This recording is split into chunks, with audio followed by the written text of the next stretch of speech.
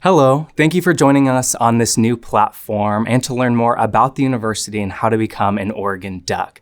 My name is Ryan Bottimore and I am an admissions counselor at the University of Oregon. I'm also a proud alumni, graduated in 2019 from the Lundquist College of Business, as well as the College of Design. Today, I'll be talking about the University of Oregon, our different majors and minors, and the different opportunities that you can be a part of when you are a student here at the university. I will finish off talking about actually how to become a duck, so the admissions process. And I'll finish off talking a little bit about how our financial aid and scholarships and how to contact us moving forward. To kick things off, so we are located in Eugene, Oregon, and this is actually the traditional homeland of the Kalapuya people. So this is Kalapuya Ilihi. Following the treaties between 1851 and 1855, the Kalapuya people were actually dispossessed of their indigenous homeland by the U.S. government, and they were forced to move over to the coastal reservations in western Oregon. Today, their descendants are citizens of the Confederated Tribes of the Grand Ronde, as well as the Confederated Tribes of the Siletz Indians. So before any campus tour, before any campus event, we just wanted to honor that this is Kalapuya Ilihi. This is their traditional homeland, and we want to honor their contributions they have not only made to the state of Oregon, but to the University of Oregon. So talking about general overview of the university, we are about 23,000 students, so we are a middle-sized university. Our average class size is around 36, and our median class size is 20. The average is offset by that median is because we do have bigger lecture classes that can range up to about 520, but only 8% of our classes are above 100 students. So that means 92% of our classes are less than that 100 students, and so right around that average is going to be around 36. We have students coming from all across the world. We have students coming from every county in the state of Oregon. We have students coming from every single state in the United States, as well as we have students coming from around 95 different countries across the world. When you are in your classrooms, when you're sitting next to someone, or you're participating in a club or organization, you'll be meeting students all across the world.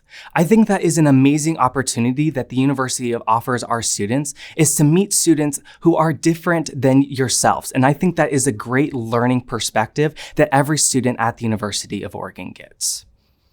We are a top-tier public institution, and one of that reasons is that we are a part of the Association of American Universities. This is where we have 65 universities that are a part of this. We have 3 in Canada and 62 in the United States. So this means we are a research-based institution. We have a lot of different research opportunities that students can be a part of, and actually about 75 to 80% of our students are actively a part of this research. One example is carbon cycles. So what students are currently doing, a part of our biology department. For me, like I said, I was a part of the Lundquist College of Business. I actually got to be a part of research through our marketing department. So I actually got to work one-on-one with a marketing professor, getting a lot of experience moving forward in this research. So like I said, a lot of students all across campus are getting this experience, and that'll definitely be a huge kind of turning point when you're looking for master's, PhD programs, or even just a job right after you get your bachelor's. So talking about our different majors, minors, concentrations, we have 240 to pick from. And it is perfectly okay if you do not know when you first start at the University of Oregon. You can come in currently exploring, or if you do come in and you have an idea of what you want to do, perfect. Pursue that wholeheartedly and pursue that with an open mind, because you don't know what other opportunities might arise during your time at the university. But the next couple of slides that I'll be talking to you today is our different schools and colleges. The first one is the College of Arts and Sciences. This is the biggest school population-wise, so it makes up about 60% of our university. This is also where 100% of our students are taking their core curriculum. So when you are a part of the university, we are a liberal arts university where we require students to be well-versed in a lot of different areas. So for the College of Arts and Sciences, this is where you'll be completing your arts and letters, your social sciences, and your natural sciences. Even though these are required, there's no required classes for those 3 requirements. You get to make up what your core curriculum is going to be like when you're a student at the University of Oregon. If you are a part of the College of Arts and Sciences and you are majoring in that, yes, you will have to complete your major requirements. So whether that's biology, human physiology, whether that is chemistry, whatever it may be, you will have to complete those major requirements, but you'll also have to fulfill those core curriculum through your general education. The next is the College of Business. This is the biggest major that we have at the University of Oregon. So if you are part of the Lundquist College of Business, you can go one of two routes. You can go the School of Accounting route, or you can go through the Business Administration major. So if you go through the School of Accounting, you accrue the credits to be eligible to become a certified public accountant to take your CPA exams. If you go through the business administration major, you have a few different options if you choose to do so. You can concentrate in finance, entrepreneurship, marketing, operations and business analytics, or sports business. Sports business is actually the biggest concentration through the business administration major. So those are a few different opportunities within the College of Business. It is a collaborative experience, which means that every class that you'll be a part of, most likely you'll be in a group project, because in the real world, you'll be working with individuals, not just by yourself. The next is the College of Design. There's a lot of different opportunities for students to pursue their career, whether that's architecture, interior architecture, landscape architecture, art and technology, art history, planning, public policy, and management. As you can see, there's a lot of different opportunities for students to pursue their particular creative medium. The next is the College of Education. So this is where students can go through communication disorders and sciences, family human services, or educational foundations. So whether you want to be an elementary, middle school, high school teacher, whether you want to be a social worker, there's a lot of different opportunities for students to pursue those careers. I also want to note that through the College of Education, there's a lot of different opportunities for you to get real life experience. A lot of the time in your junior and your senior year, you'll have to be working in a local organization or a local school that you're partnered up with. So you get a lot of experience before you even graduate. The next is the School of Journalism and Communication. This is all about storytelling. How are you going to tell this story, and which media outlet are you going to be telling it through? Are you going to be TV broadcasting, news anchoring, writing for a magazine, newspaper? There's a lot of different opportunities for you to follow your passions. So through the School of Journalism and Communication, you can actually major in journalism, advertising, media studies, or public relations. Or if you just kind of want some experience, you can actually minor in media studies. If those don't sound kind of the route you want to go, but you still want to be a part of the School of Journalism and Communication, we do have a lot of extracurricular activities that students can be a part of. We do have a TV broadcasting network called Duck TV. We also have on-campus newspapers and magazines that you can potentially write for: Ethos, Flux, The Daily Emerald. There's also photography studios. We are in the beautiful Pacific Northwest, and there's a lot of different areas for you to go out and do a photo shoot in the mountains or by a lake or even on the coast. The next is the School of Music and Dance. So whether you want to major in music, composition, music performance, dance history, dance choreography, there's a lot of different opportunities for students to excel in these different areas. If you want to continue your music performance arts without actually majoring in that, we do have about 40 ensembles that students can perform in, whether that's the campus orchestra, campus band, whether you want to do athletic bands, athletic marching bands, dance groups, whether you want to be a part of one of our a cappella groups. My personal favorite a cappella group is Divisi. Divisi was actually featured in the book Pitch Perfect, which inspired the movie. The next is the School of Law. This is not an undergraduate program. This is a graduate program. So if you are interested in law, there are definitely some opportunities for you to kind of get that experience when you're getting your bachelor's, and then you can go off through our School of Law. But I just wanted to let you know that this is a master's graduate program rather than a bachelor's degree. The next is the Clark Honors College. And so this is an opportunity for you to match up with your major. So this is where students have the opportunity to be in a small cohort based. All classes through the Clark Honors College are capped at 19 students. It is a little more of a writing and reading intensive program. But if you want to have more face-to-face interaction with your professor, you want to have a little more intensity in your core curriculum classes, Clark Honors College might be the right fit for you. If you want to pursue other honors opportunities at the University of Oregon, but you don't want to be a part of the Honors College, you can definitely do that. We do have departmental honors, so through your actual major, you can do an honors program through them. Or without any extra work, you can actually graduate with Latin honors. So if you graduate in the top 5%, 2%, and 1%, you can actually graduate with Latin honors. So there's different opportunities to be an honors student at the University of Oregon. You can do the Clark Honors College, departmental honors, or you can graduate with Latin honors. Kind of switching gears a little bit, I want to talk to you about how the University of Oregon is getting students career ready. So one of the new initiatives that we have at the University of Oregon is a brand new building called Tykeson Hall. So Tykeson Hall opened up fall 2019, and this is a cross collaboration between academic advising and career advising. So you meet with an academic advisor and you can meet with a career advisor. So we want you to be career ready, not for your first career, but for your last career. We also have these things called flight paths. Once you select a particular major, you are assigned a particular flight path. This is a group of individuals who are a part of this path who work together, and you meet with those academic advisors to help you plan out your college experience, taking classes that are going to be necessary for you to move forward and be the best possible person you can be in your career. As you can see, the example we have is James. James actually created their own commercial for the Super Bowl. We have a lot of examples that students, how successful our students are moving forward, and James is just one of those stellar students that we like to highlight. Another thing that students like to participate in that will definitely give you a different experience is studying abroad. Studying abroad is a huge opportunity for students at the university, and actually about 25% of our students study abroad each year. We have more than 300 study abroad programs and over 80 countries to choose from.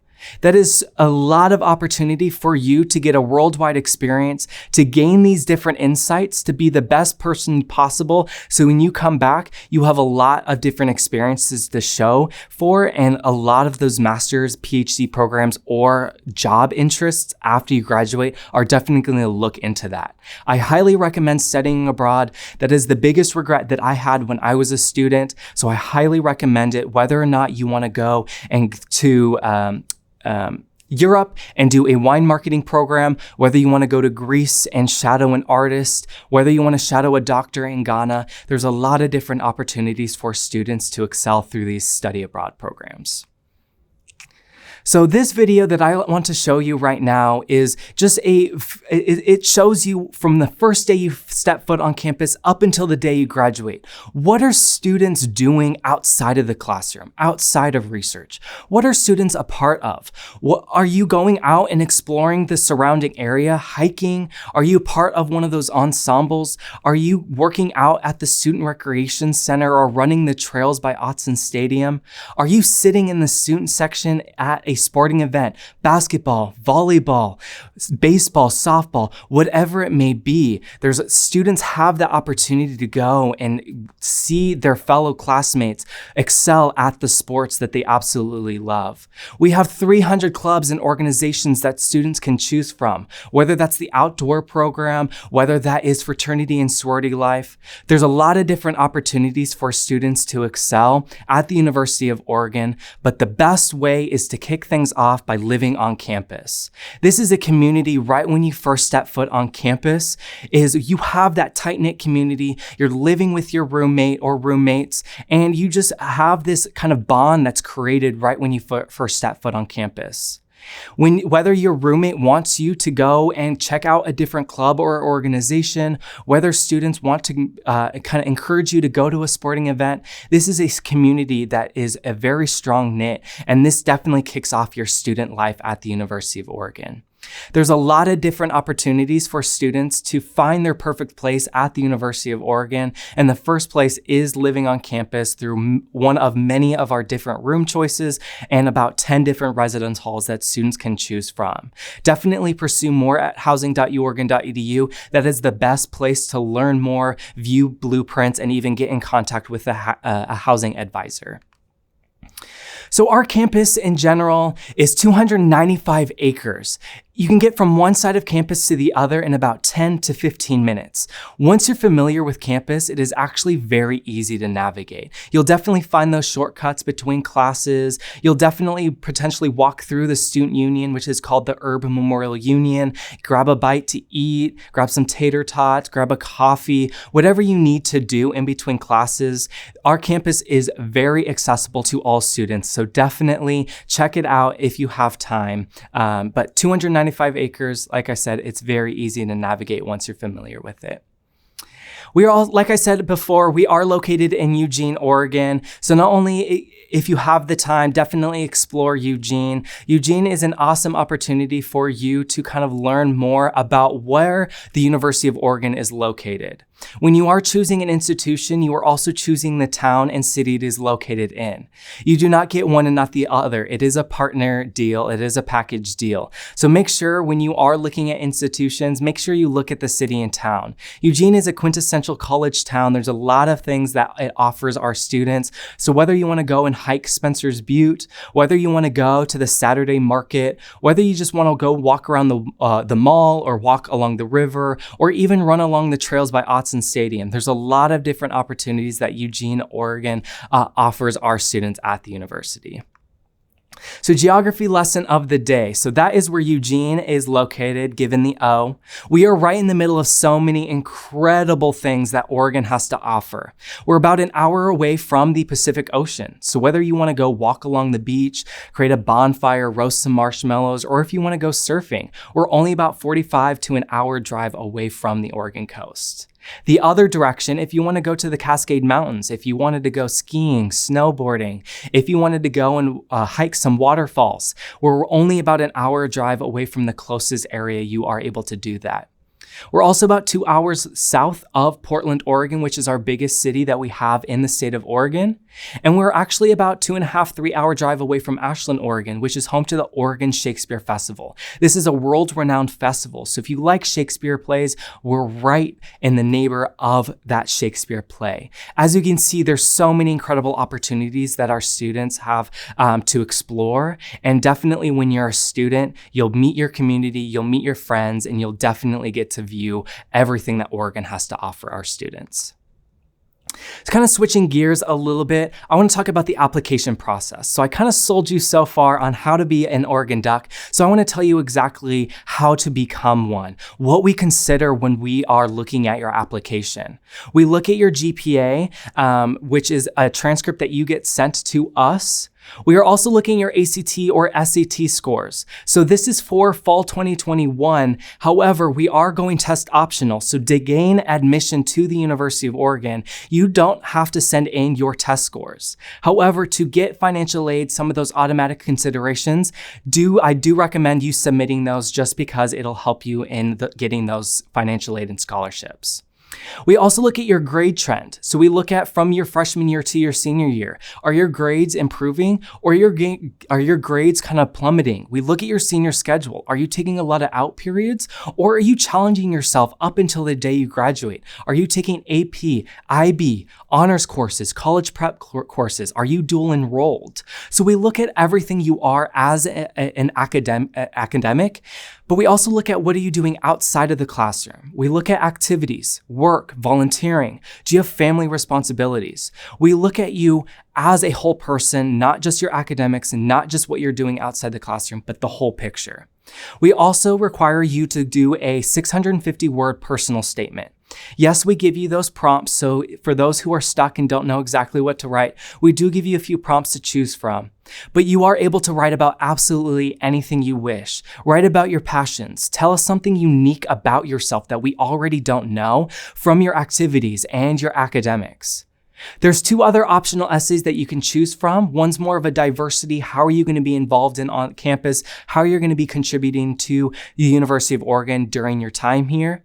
There's also a special circumstances essay. So this is a place for you. So sometime during your high school career, if maybe you had a dip in your grades or maybe you had to stop playing a sport, this special circumstances essay is the best place to kind of let us know about these particular areas, because that gives us context when we're reviewing your application.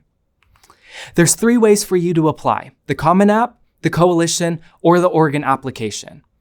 We do not have a preference. It is just whatever's easiest for you. So definitely choose one. Do not apply to all 3. Just choose one, whatever's the most convenient for you.